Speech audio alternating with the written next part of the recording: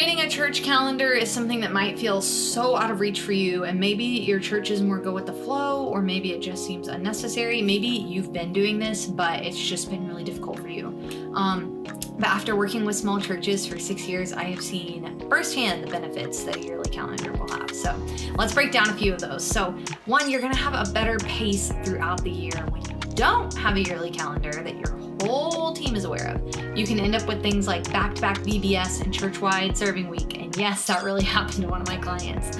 But by laying out your entire year, you can ensure that your volunteers don't get burned out, and you're going to give each event the space and time that it needs to be successful, which is so important.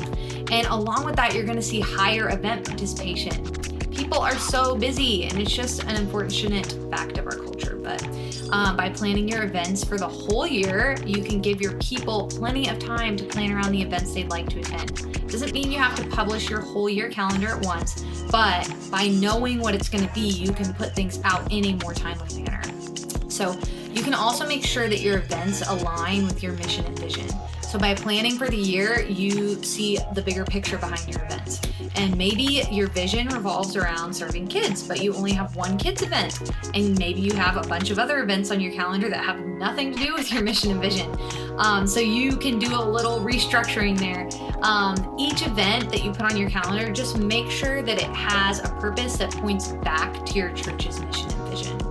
And this is the biggest one for me. You're gonna have better discipleship when you do this. So imagine somebody goes to your church who recently accepted Christ. Maybe they're on the fence about baptism, so they never speak up, they never ask to be baptized. Now imagine that you planned out your baptisms for the whole year, and this person finds a date that works for them. So what happened? You created an easy on-ramp through your calendar. So someone who might have fallen through the cracks has now taken a huge step forward in their discipleship journey. So that's just a really practical example of how your calendar isn't just a strategic thing. It's something that benefits people's lives in a really practical and tangible way. So yeah, it's challenging to do this from scratch. We totally get it. So we created a resource to help you with that. We created a church yearly calendar checklist, and it's just going to break down the types of events that you want to include on your calendar. And not only that, it's going to break them down by how frequently they should be placed on your calendar.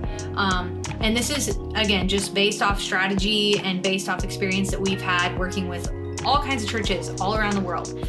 It can also be helpful to think through your calendar in terms of quarters first, and then break it down to months, and then break it down to weeks. So that's just a helpful way to do it, and make sure that it's not too overwhelming for you, and you're starting with the bigger picture things. You're starting with those events that are absolute musts, and then making room for other things as you have space. So I hope that those things are helpful and encouraging to you, and you just have to do it. You just have to get started, and I promise you it will only take you maybe an hour or two to do, and it's going to benefit you, your volunteers, and your church members immensely throughout the year.